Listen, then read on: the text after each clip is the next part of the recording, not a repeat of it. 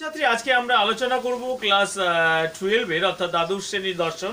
এই দর্শন বিষয়ের সব চ্যাপ্টারের ক্লাস আমার দেওয়া রয়েছে এবং যে ছাত্রটির কমেন্টকে উদ্দেশ্য করে আজকের আমার এই ক্লাসটি দেওয়া, সে বলছিল যে স্যার এরকম একটি সংস্থান বা মূর্তির যদি ভিডিও তৈরি করা হয় তাহলে আমরা খুব উপকৃত হই বা তার কাজে লাগে এবং অনেকটা উপকারে আসবে। তো জানি না আমার এই ভিডিও দেখে সে কতটি তো কত উপকার পাবে বা সে তার সমস্যার সমাধান হবে কি না। তো তার কথার উপর বেস করেই বা ভিত্তি করে আমি আজকের এই ক্লাসটিকে রাখলাম যাতে তার সুবিধা হয় বুঝতে। এবং তোমরা যারা এখনো এই বিষয়গুলো নিয়ে দ্বিধাদ্বন্দ্ব রয়েছে তোমাদের মধ্যেও, যে ন্যায় অনুমান আমরা সঠিকভাবে বুঝতে পারি না, সঠিকভাবে করতে পারি না, তো তাদের যদি একটু হেল্প হয়, ফলে আজকের এই ক্লাসটিকে ওর কথার উপর ভিত্তি করে দুই একটি সমস্যা নিয়ে আলোচনা করব। তো তোমরা দেখো যে আজকে যে সমস্যাটি এখানে রাখা হয়েছে, তো দেখো তোমরা কিভাবে সমাধান করার চেষ্টা করবে। আমি জানি তোমরা সকলেই ন্যায় করতে পারো, এটা ধরে আমি আলোচনাটা রাখবো, এবং বচন করতে পারো, এটা ধরে আমি আলোচনাটা রাখবো। দেখো আমাদের এখানে যে সমস্যাটা রয়েছে, সমস্যাটি হচ্ছে এরকম যে উচ্চ মাধ্যমিক পরীক্ষায় তুমি কেমন করে উত্তীর্ণ হবে। এখানে একটি কোশ্চেন মার্ক রয়েছে, কেননা তুমি পরিশ্রমী নও এবং কেবল পরিশ্রমীরাই উচ্চ মাধ্যমিক পরীক্ষায় পাশ করতে পারে, এরকম একটি সমস্যা রয়েছে। তো এই সমস্যাটা সমাধান আমরা করব কি করে। দেখো প্রথমে আমাদের সিদ্ধান্ত খুঁজতে হবে।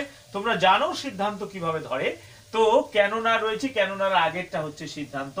আমরা এই বাক্যটিকে সিদ্ধান্ত ধরবো। কিভাবে সিদ্ধান্ত ধরবো? এই বাক্যটি কেননার আগে রয়েছে, এটাই সিদ্ধান্ত বাক্য।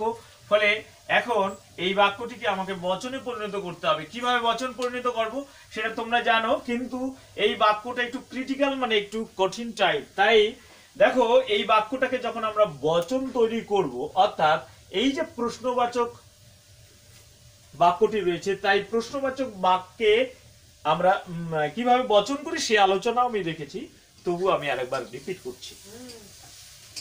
উচ্চ মাধ্যমিক পরীক্ষায় তুমি কেমন করে উত্তীর্ণ হবে, এইটা আমাদের বাক্য।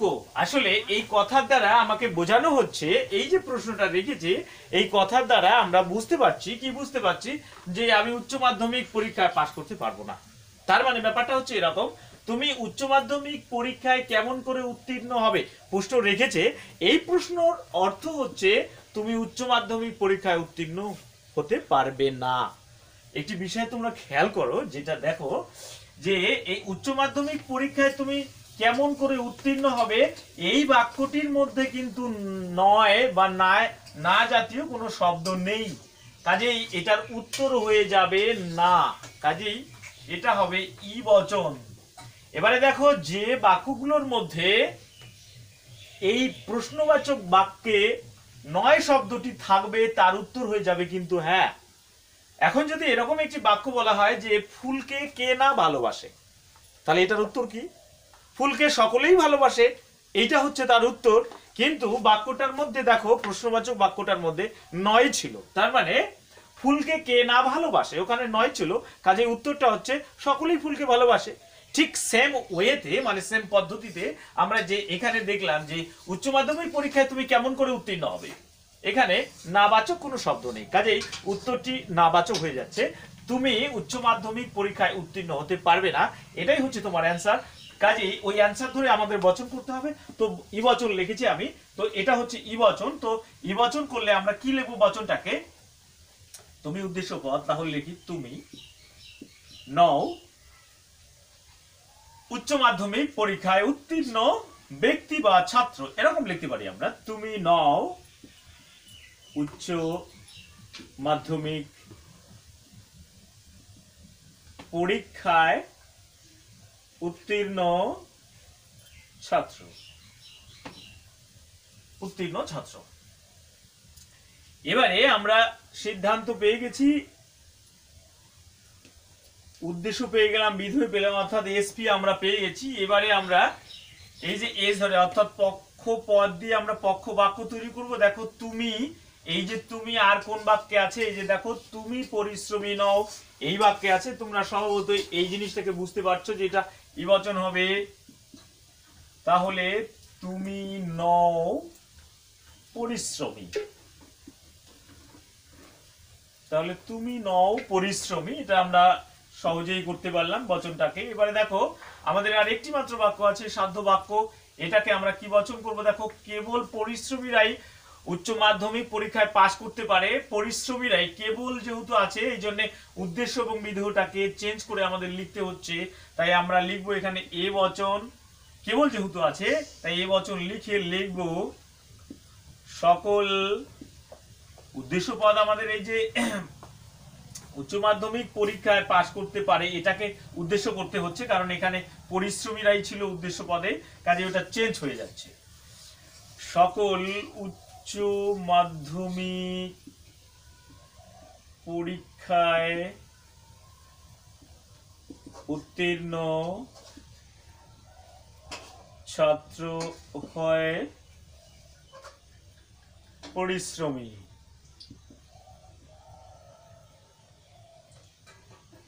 বোঝা গেল কি ব্যাপারটা? তো সকল উচ্চ মাধ্যমিক পরীক্ষায় উত্তীর্ণ, দেখো উচ্চ মাধ্যমিক পরীক্ষায় উত্তীর্ণ ছাত্র, উচ্চ মাধ্যমিক পরীক্ষায় উত্তীর্ণ ছাত্র, পরিশ্রমী, পরিশ্রমী, তুমি, তুমি। এবারে আমাদের এইটা ন্যায় অনুমানটা আমরা সাজাতে পেরেছি, এবং সেই সাজানোর ভিত্তিতে আমরা এখন বের করব যে এটা দোষ না বৈধ মূর্তি।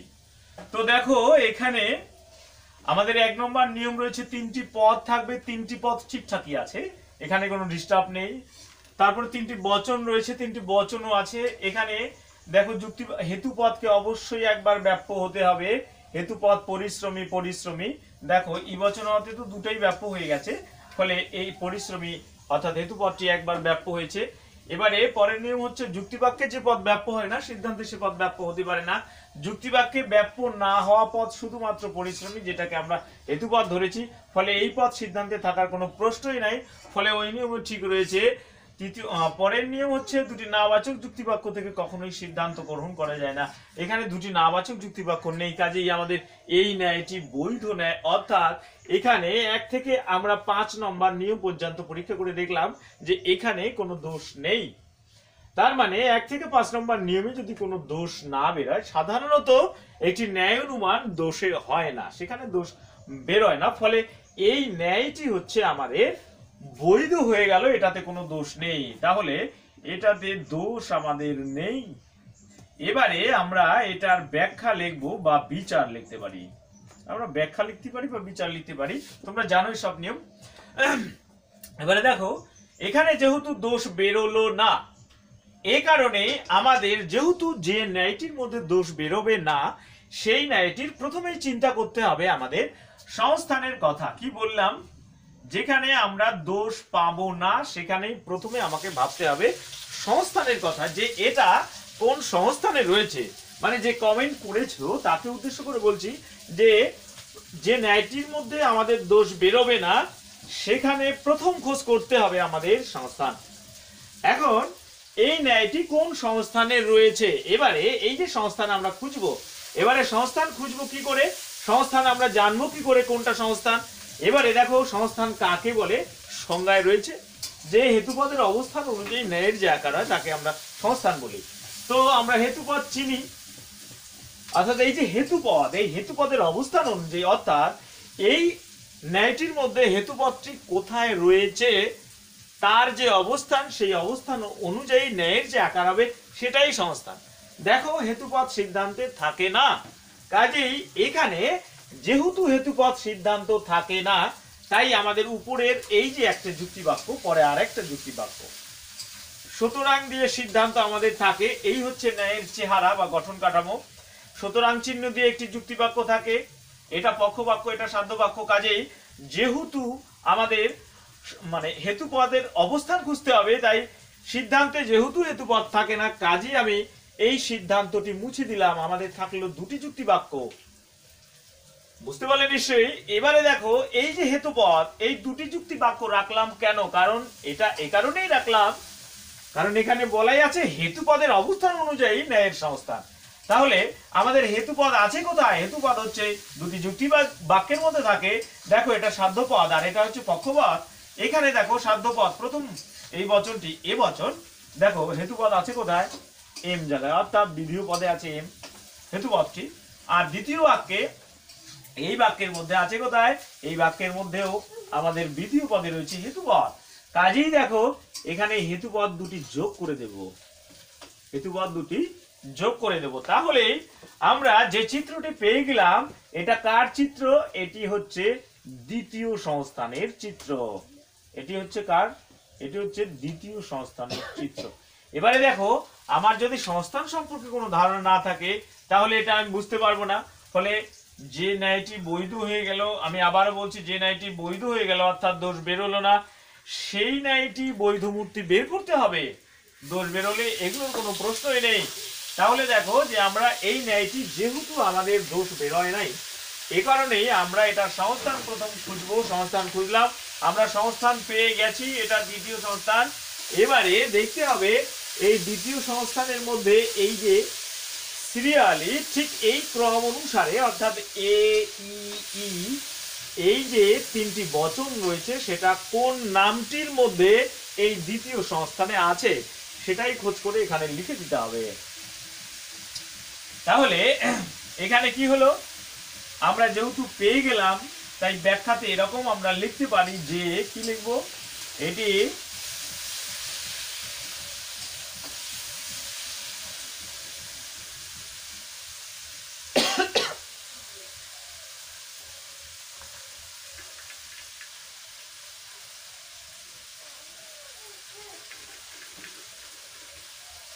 হ্যাঁ, তাহলে আমরা ব্যাখ্যাতে এটি লিখবো হচ্ছে দ্বিতীয় সংস্থান। দ্বিতীয় সংস্থান এবং দ্বিতীয় সংস্থানের বৈধ মূর্তির নাম হচ্ছে, দ্বিতীয় সংস্থান লিখবো, মূর্তির নাম লিখবো এরকম করে, মূর্তির নাম। তোমরা জানো কিভাবে লিখবে, আমি জাস্ট শুধু এটা তোমাদের বুঝিয়ে দিলাম যে এরকম করে মূর্তি ধরতে হবে। তো দেখো এখানে আমাদের মূর্তির নামটি রাখতে হবে, কি রাখতে হবে, এ ই, দ্বিতীয় সংস্থানে রয়েছে কেমিস্ট্রিস নামের মধ্যে এই তিনটি রয়েছে, chemistries, C A M E S T R E S, chemistry. দেখো এই নামটির মধ্যে প্রথমে এ রয়েছে, তারপরে ই রয়েছে, তারপরে আবার ই রয়েছে, এই তিনটি বচন আমাদের এই নামটির মধ্যে রয়েছে। কাজেই এই নামটি হচ্ছে আমাদের মূর্তি। ফলে এইটা একটি মূর্তির মানে উদাহরণ। তাহলে আমরা দেখলাম যে এটি ন্যায়ানুমান গঠন করলাম, ন্যায়ানুমান গঠন করার পরে দোষ বেরোলো না। আমরা কি ধরলাম, দোষ ধরার চেষ্টা করলাম কিন্তু দোষ বেরোলো না, বৈধ হয়ে গেল। আর বৈধ হলেই সেটা সংস্থানে খোঁজ করতে হচ্ছে, আর সংস্থান বের করলাম আমরা দ্বিতীয় সংস্থান। ফলে এই দ্বিতীয় সংস্থানের কোন নামটির মধ্যে এই তিনটি বচন রয়েছে সেই নামটি হচ্ছে কেমিস্ট্রিচ।